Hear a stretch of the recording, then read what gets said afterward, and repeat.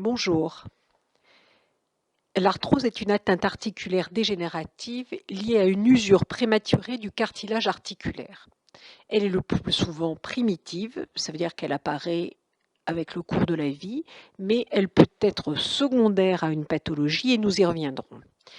Elle peut toucher toutes les articulations, mais en particulier les articulations qui portent une charge, le rachis, la hanche et le genou, et également les mains, préférentiellement chez la femme.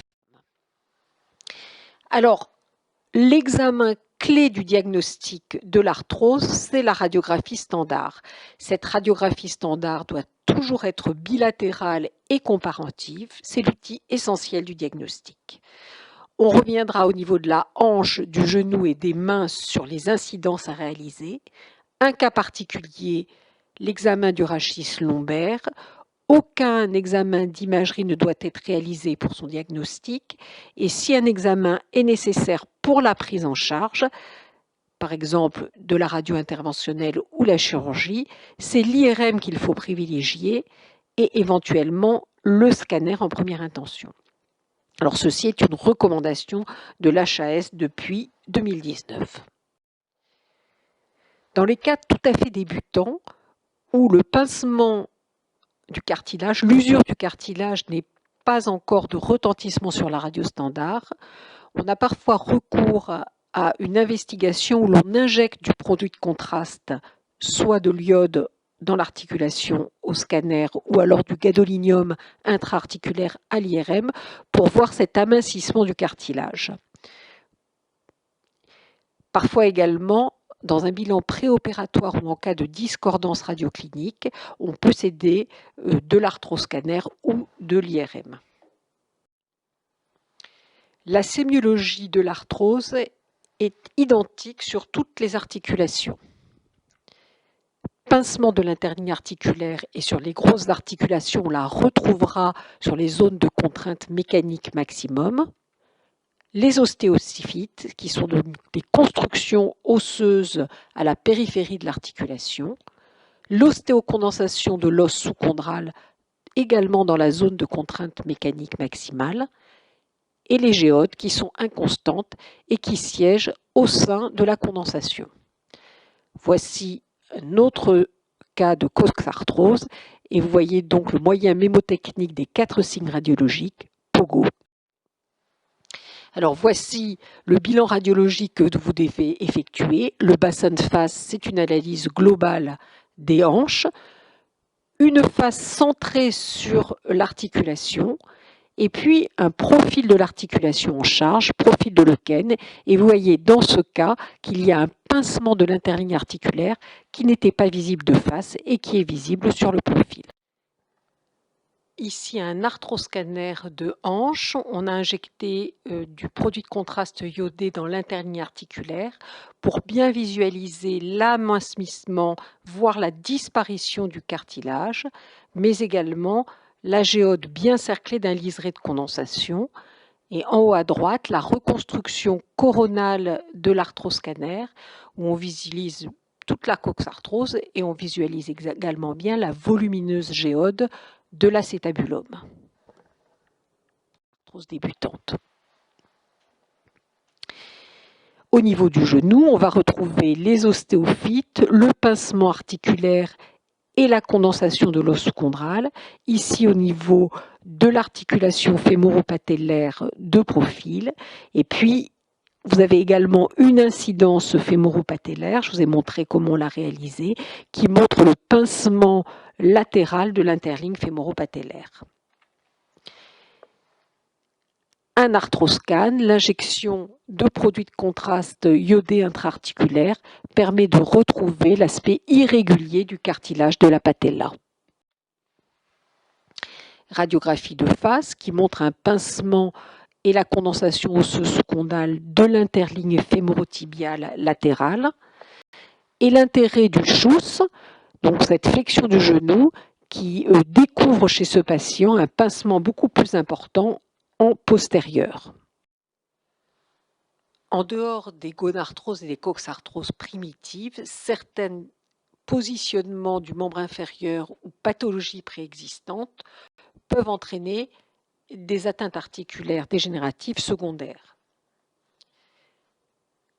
Voyez ici par exemple la désaxation du membre inférieur gauche qui va entraîner un appui plus important sur le compartiment fémoro-tibial latéral et potentiellement une gonarthrose précoce. De même, la diminution de couverture de la hanche gauche par l'acétabulum est un facteur favorisant de coxarthrose.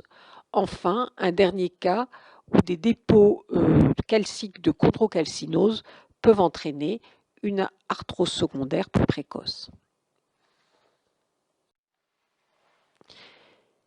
L'arthrose des doigts prédomine aux articulations interphalangiennes.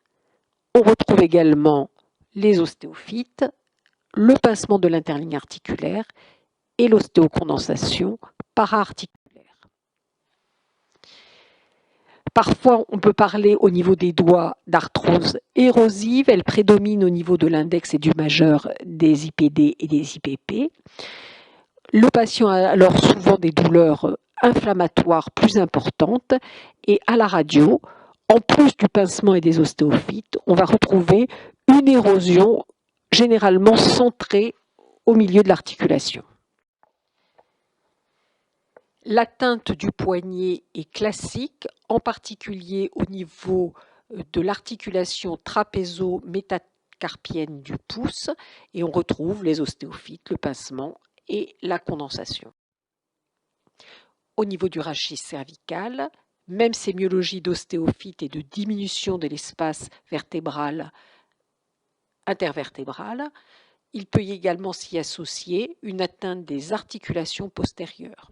Alors au niveau du rachis cervical, l'ensemble de ces productions osseuses, de ces ostéophytes, va entraîner un rétrécissement de la taille du canal vertébral qui peut entraîner une souffrance chronique de la moelle spinale et une myélopathie cervicarthrosique.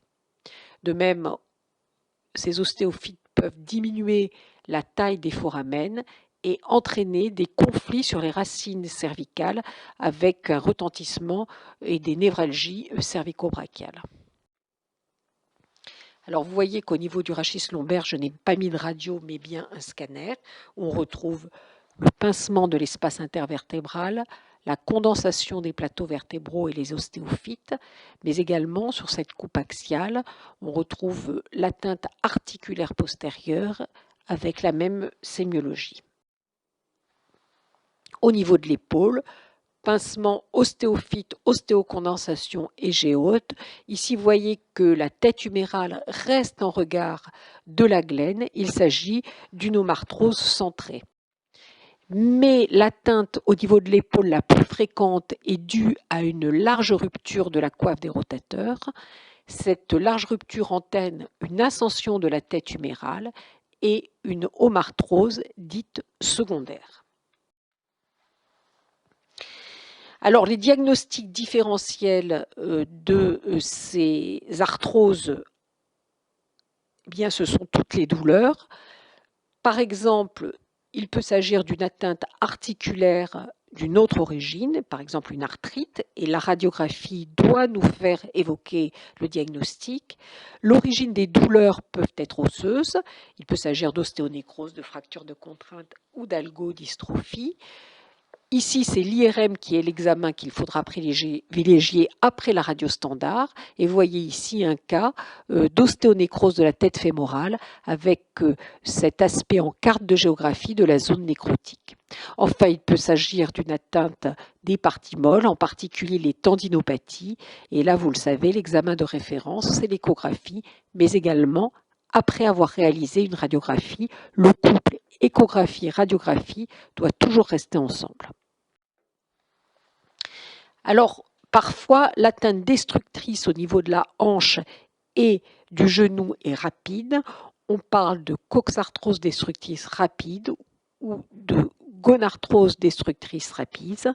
Et il s'agit d'un pincement articulaire supérieur à 2 mm en une seule année ou d'au moins 50% de son épaisseur par an. Vous voyez l'importance des radiographies successives et il faudra toujours éliminer une cause secondaires et en particulier des poussées de chondrocalcinose.